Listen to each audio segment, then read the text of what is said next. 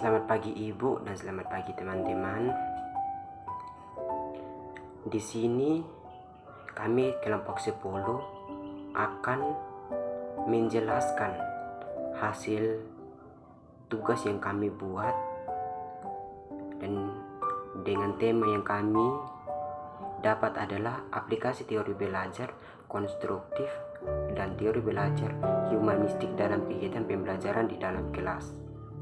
Namun sebelum daripada itu, Ibu dosen dan teman-teman, saya akan memperkenalkan nama-nama kelompok 10. Dan pemateri pertama dibawa oleh Kak Frijalani Boymau, dan pemateri kedua dibawa oleh Kak Aldi Ita, dan pemateri ketiga dibawakan oleh saya sendiri. Dan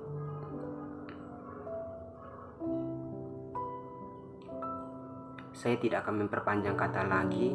Waktu dan kesempatan saya berikan kepada Kak Frijalani Boymau untuk menjelaskan hasil tugas yang kami buat. Pembelajaran berbasis konstruktivisme. Konstruktivisme berasal dari kata konstruktivis dan isme. Konstruktivis berarti membina, memperbaiki, dan membangun. Sedangkan isme dalam Kamus Besar Bahasa Indonesia berarti paham atau aliran. Konstruktivisme merupakan aliran filsafat pengetahuan yang adalah bahwa pengetahuan kita merupakan hasil konstruksi kita sendiri.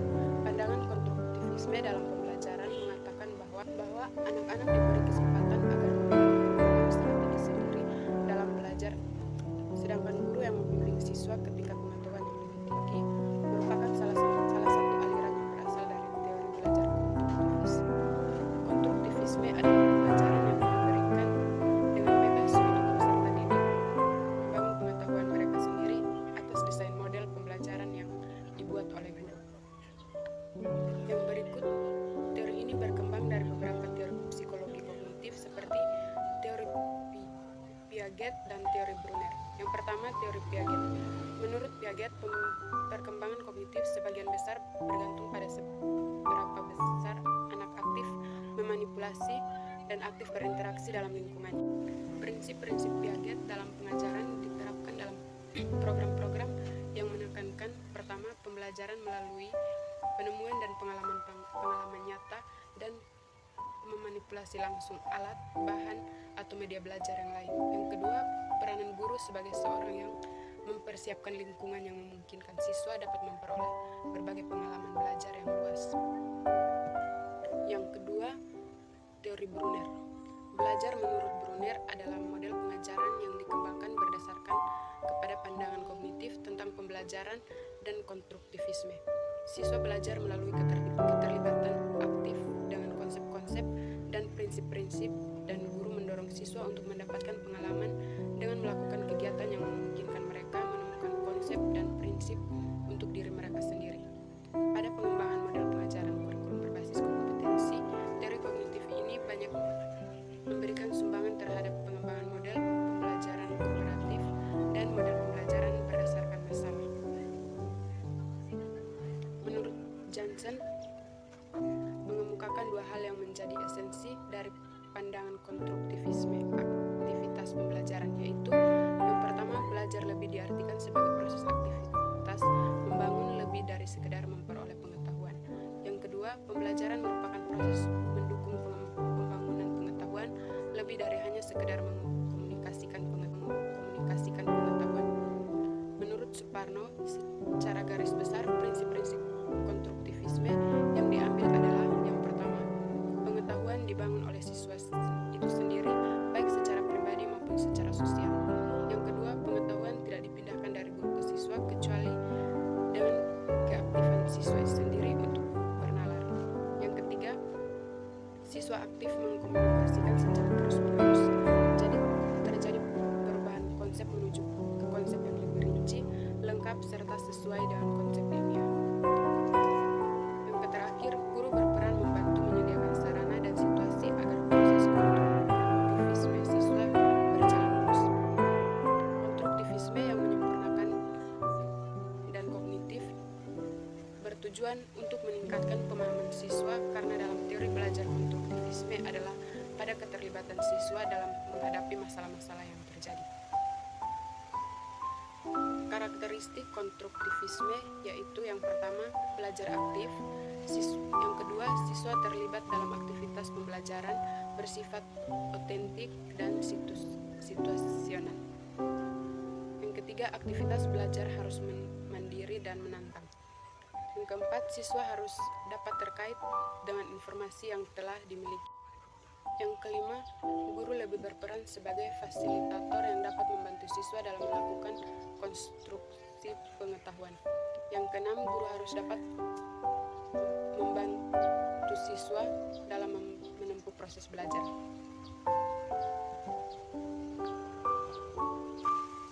Yang berikut beberapa hal yang perlu guru atau dosen perhatikan saat menerapkan teori konstruktivisme dalam proses belajar dan mengajar. Yang pertama, saat mengajar sebaiknya memberikan kesempatan kepada murid agar dapat mengeluarkan pendapat dengan bahasa sendiri. Yang kedua, murid diberikan waktu atau kesempatan untuk menceritakan pengalamannya agar menjadi murid yang kreatif dan imajinatif. Yang ketiga, lingkungan belajar mengajarkan harus kondusif agar murid bisa belajar dengan maksimal. Yang keempat, murid diberi kesempatan untuk membuat gagasan atau ide yang baru. Yang berikut kelebihan teori konstruktivistik. Yang pertama, teori ini dalam proses berpikir membina pengetahuan baru, membantu siswa untuk mencari ide, menyelesaikan masalah, dan membuat keputusan.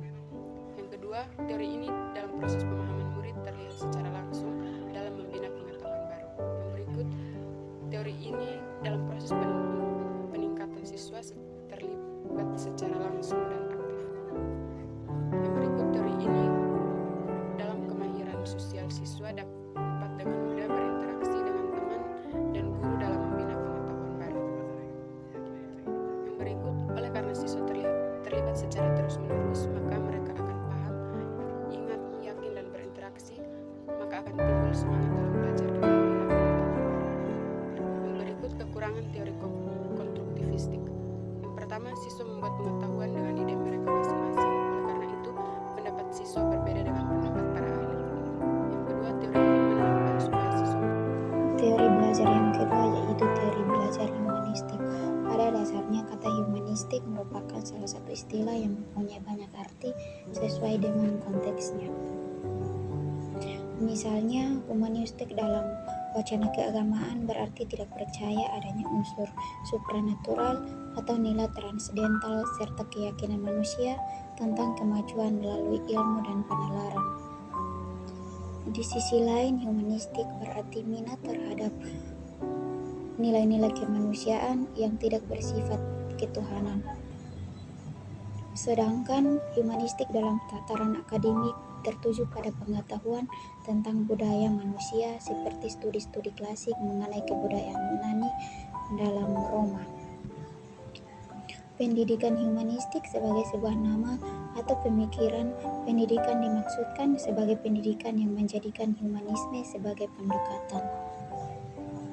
Tokoh-tokoh teori belajar humanistik.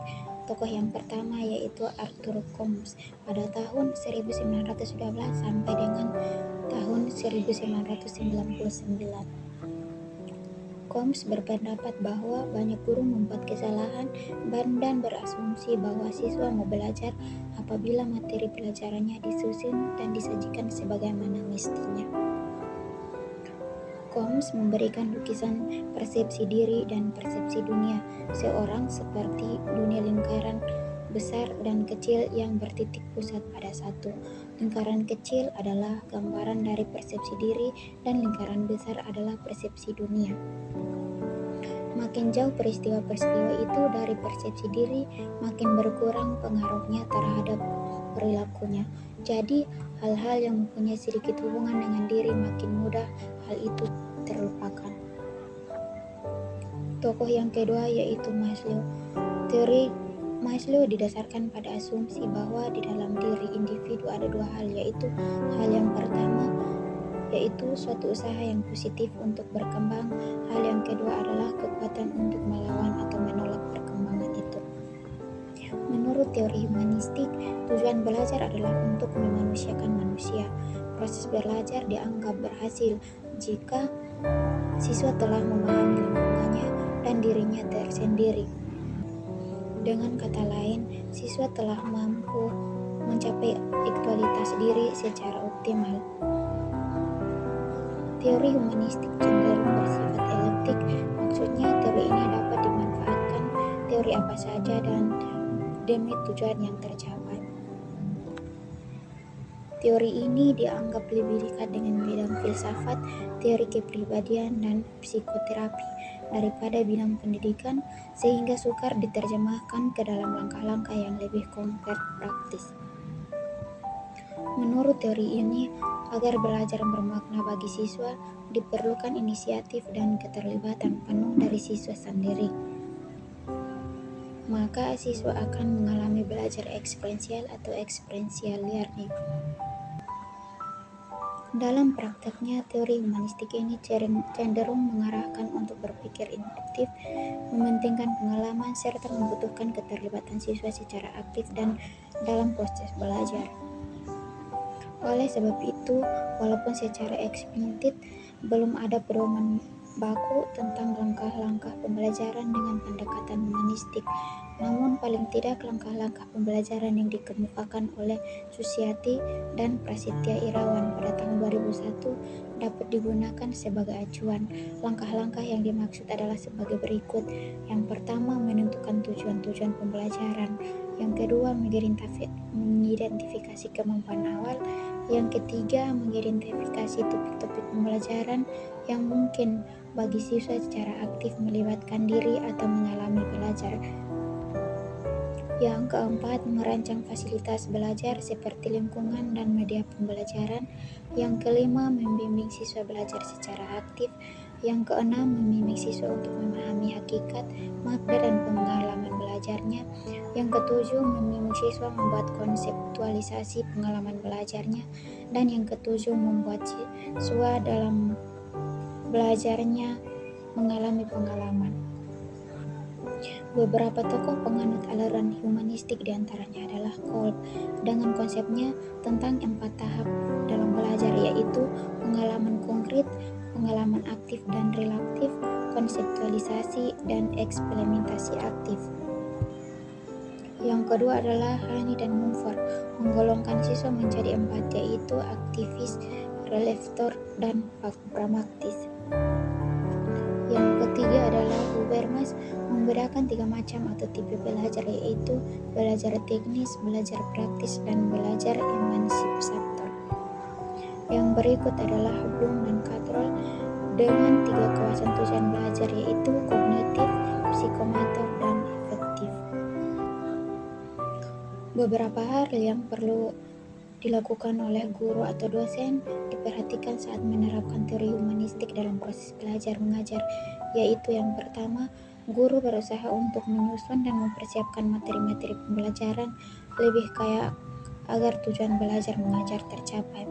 Yang kedua, guru harus tetap santai ketika mendengar ungkapan-ungkapan dari murid yang memberitahukan bahwa adanya perasaan yang kuat dan dalam saat belajar mengajar. Yang ketiga, dalam teori ini guru sangat berperan sebagai fasilitator. Maksudnya, guru diharuskan memberikan perhatian kepada murid dan menciptakan suasana kelas kondusif. Keempat adalah guru berperan sebagai fasilitator. Guru harus bisa mengenali dan menerima kelemahan-kelemahan pada dirinya. Dengan mengenali diri dan mengetahui kelemahan-kelemahannya, maka saat mengajar akan lebih tenang. Yang kelima, guru ditugaskan untuk mengetahui keinginan dari setiap murid, karena keinginan yang ada di dalam pada setiap murid dapat menambah kekuatan dan mendorong semangat belajar. Yang berikut adalah kelebihan teori belajar humanistik. Kelebihan yang pertama yaitu pembelajaran dengan teori ini sangat cocok diterapkan untuk materi-materi pembelajaran yang bersifat pembentukan kepribadian, hati nurani, perubahan sikap, dan analisis terhadap fenomena sosial. Kelebihan yang kedua yaitu indikator dari keberhasilan aplikasi ini adalah siswa merasa senang, bergairah, berinisiatif, dan belajar terjadi perubahan pola pikir, perilaku, dan sikap atas kemauannya sendiri. Kelebihan yang ketiga yaitu siswa menjadi manusia yang bebas, tidak terikat oleh pendapat orang lain, dan mengatur kepribadiannya sendiri secara bertanggung jawab tanpa mengurangi hak-hak orang lain.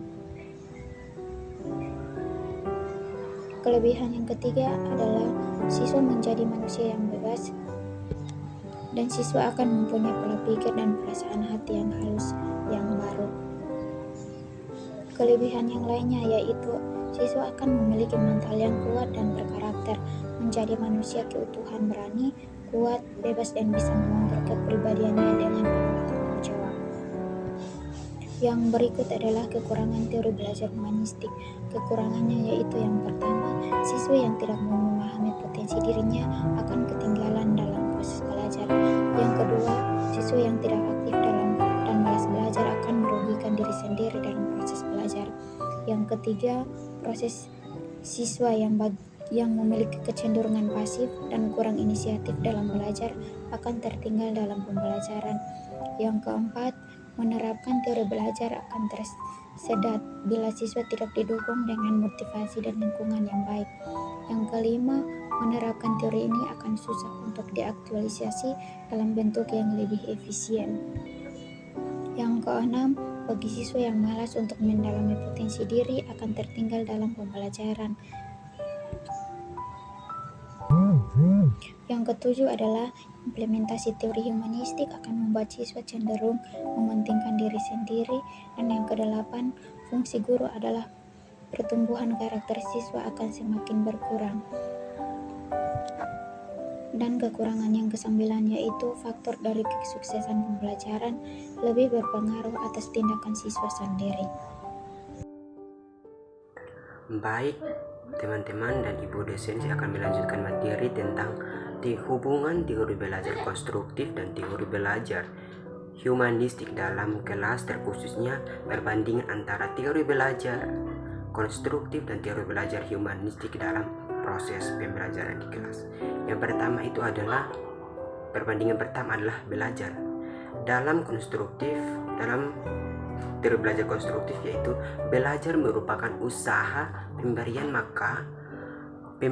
makna oleh peserta didik kepada pengalamannya melalui asimilasi dan akomodasi yang menunjukkan pada pembentukan struktur kognitif. Teori belajar humanistik, belajar adalah proses aktualisasi diri secara optimal.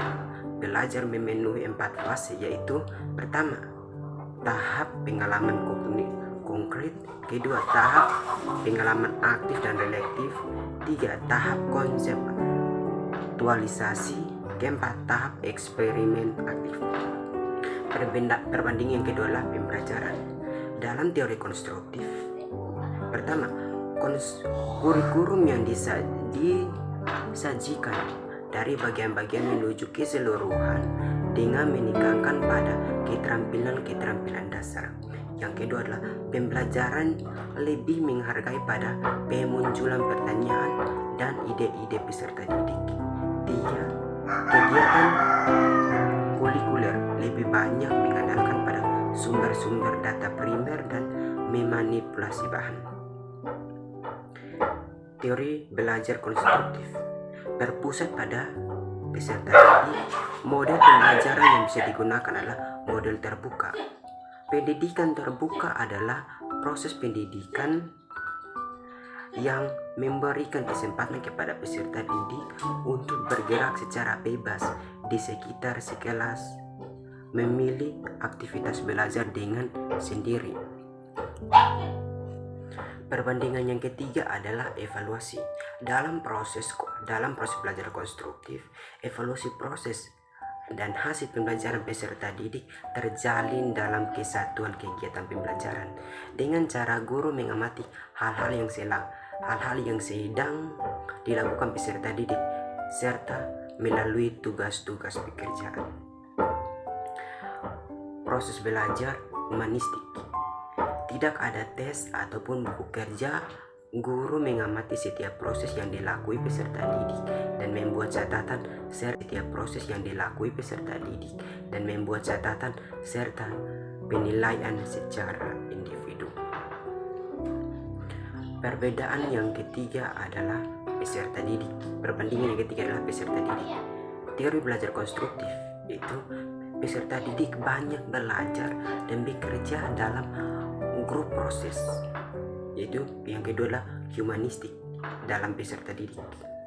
Memahami potensi diri, mengembangkan potensi diri yang positif, meminimalkan potensi diri yang bersifat negatif. Peserta didik bergerak secara bebas di ruang kelas, tidak dilarang berbicara, dan tidak ada pengelompokan atas dasar tingkat kecerdasan. Perbandingan yang keempat adalah pendidik. Dalam teori belajar konstruktif, guru tidak mendominasi kegiatan pembelajaran. Guru konstruktif mengakui dan menghargai dorongan diri manusia atau peserta didik untuk mengkontribusi pengetahuan sendiri. Kegiatan pembelajaran yang dilakukan untuk terjadinya aktivitas konstruktif pengetahuan oleh peserta didik secara optimal. Tugas guru dalam proses pembelajaran yaitu: pertama, menentukan tujuan. Yang kedua, menentukan materi pembelajaran. Yang ketiga, menentukan topik-topik secara aktif oleh penilaian peserta didik dengan minimnya dari dosen. Keempat, menyiapkan peralatan yang mengacu kreativitas peserta didik untuk berdiskusi dan bertanya. Yang kelima, mengevaluasi proses dan hasil belajar. Yang kedua adalah humanistik, teori belajar humanistik dalam pendidik. Berperan sebagai fasilitator.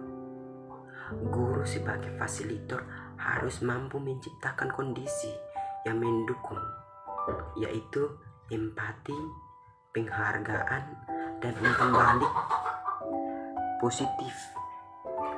Tugas-tugas guru dalam proses pembelajaran: pertama, menentukan tujuan. Yang kedua, menentukan materi pembelajaran. Yang ketiga, mengidentifikasi topik.